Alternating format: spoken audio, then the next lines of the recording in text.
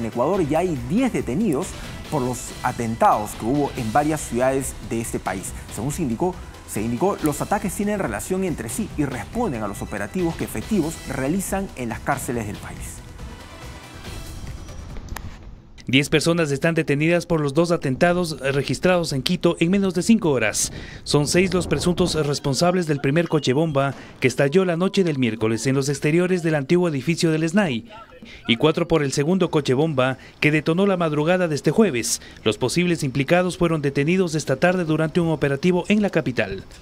El ministro del Interior y la cúpula policial señalaron que los atentados tienen vinculación directa con el amotinamiento y retención de 50 guías penitenciarios y 7 policías en la cárcel de Turi, en Cuenca, por la intervención militar para la requisa de armas, municiones y explosivos. El comandante de la policía señaló que identificaron a una organización criminal como responsable de todos los hechos de violencia, pero no dio su nombre. Pidió a los jueces que dispongan la prisión inmediata de los 10 detenidos. Hoy están capturados.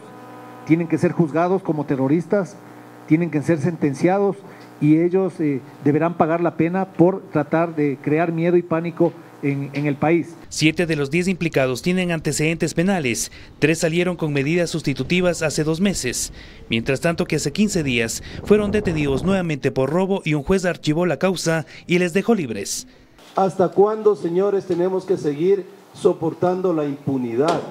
La impunidad es el peor daño que le hace a la seguridad del país.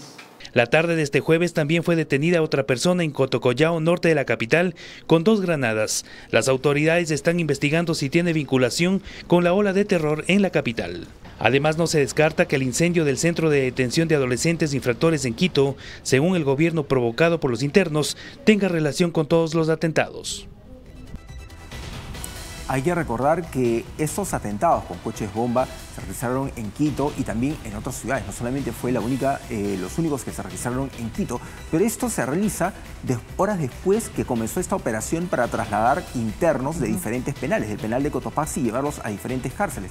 Dentro de esas operaciones, efectivos del ejército y de la policía entraron a otras prisiones a hacer requisas para sacar armas, celulares que tenían los reclusos, y ahí fue donde el día de ayer tomaron como rehenes a más de 50 agentes penitenciarios y una veintena de policías en 2 penales distintos.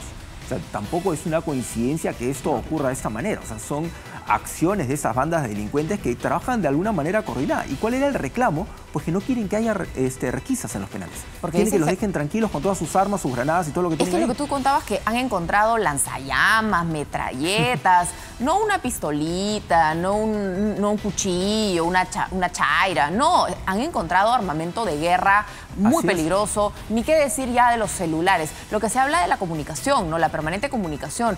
Y las requisas no van a funcionar mientras no logren incomunicar a estos reos que organizadamente en la cárcel en la que estén siguen planeando cuál va a ser el siguiente paso. Así es, y lo que te deja la impresión es que finalmente se trata de un país que está a merced de la delincuencia. O sea, donde los delincuentes marcan un poco la agenda de lo que se puede y no se puede hacer, de lo que pueden hacer las autoridades o no. Porque si entran las autoridades y dicen, bueno, ¿saben qué? Vamos a trasladar a los internos más peligrosos, estallan los coches bomba. Si dicen, bueno, vamos a hacer una requisa para sacar las armas de los penales, toman como rehenes a los guardias penitenciarios, a los policías. Incluso este incendio en un centro de menores, piensa que tuvo también relación, porque no es coincidencia que ocurra dentro de todas esas revueltas. ¿Por qué? Porque hay miembros de estas bandas criminales que son menores de edad, que están recluidos en estos centros para menores y también siguen las órdenes de sus líderes, ¿no? Y no nos olvidemos que la impunidad que sienten estos delincuentes y el orgullo de pertenecer a estas bandas criminales es tal que cuando fue asesinado el candidato Villavicencio, de pronto veíamos videos de aquellos que decían nosotros lo matamos versus aquellos que decían no, nosotros no los matamos, pero con el rostro descubierto, todos frente a cámara, todos vestidos de blanco. Vestidos de blanco, como si fueran parte de la sociedad organizada, pero desde el ala criminal. Así es, así es. O sea, ellos mismos se decían, bueno, se presentaban y decían, nosotros estamos en contra de ese tipo de acciones, pero vamos, son una organización no hemos matado a ningún inocente, todavía decían, ¿no? Así es, o sea, son una organización de delincuentes dedicados a la extorsión, al secuestro, o sea, no vamos a pensar que son un ejemplo o un derroche de virtudes para la sociedad, o sea, es una banda de delincuentes. pero dense cuenta también el grado de violencia y de corrupción que hay en ese momento en Ecuador y que pone las cosas sumamente complicadas a puertas de una segunda vuelta, que es el 15 de octubre.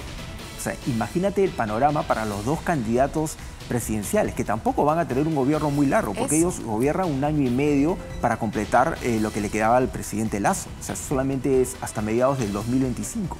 Eso es el problema.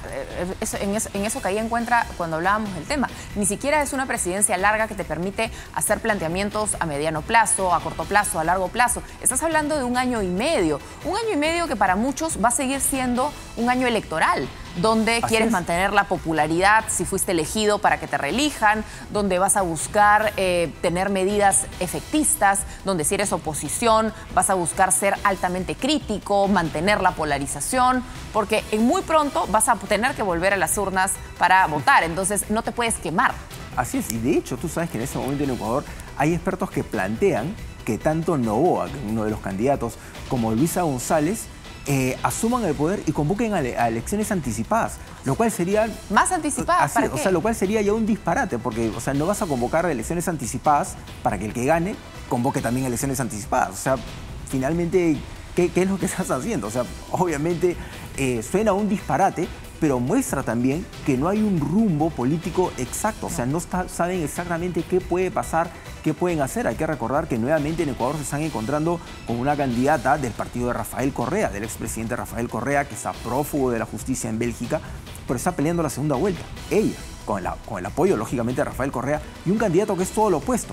O sea, los ciudadanos en Ecuador van a tener que votar o por el correísmo o en contra del correísmo.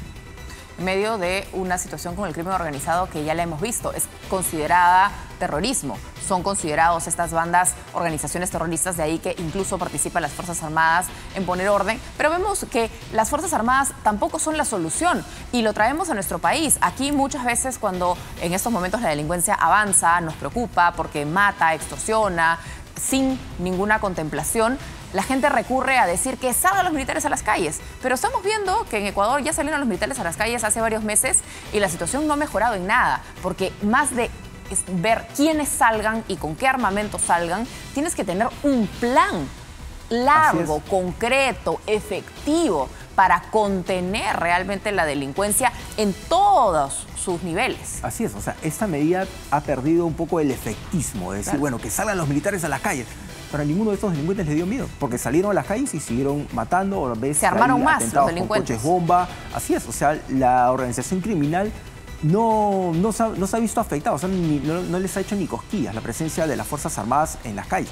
Y eso también nos tiene que poner a pensar un poco que ese tema no es solamente de que salgan militares o que les den más armas a los policías, sino se trata de un tema estructural que involucra también al aparato judicial, a cómo se está administrando la justicia, cómo están funcionando los penales. O sea, es una serie de cosas que están encadenadas, ¿eh? Por supuesto. Muchísimas gracias, Rolando, por toda la información que nos has traído y nos reencontramos el lunes. El lunes con más información. Muchas gracias.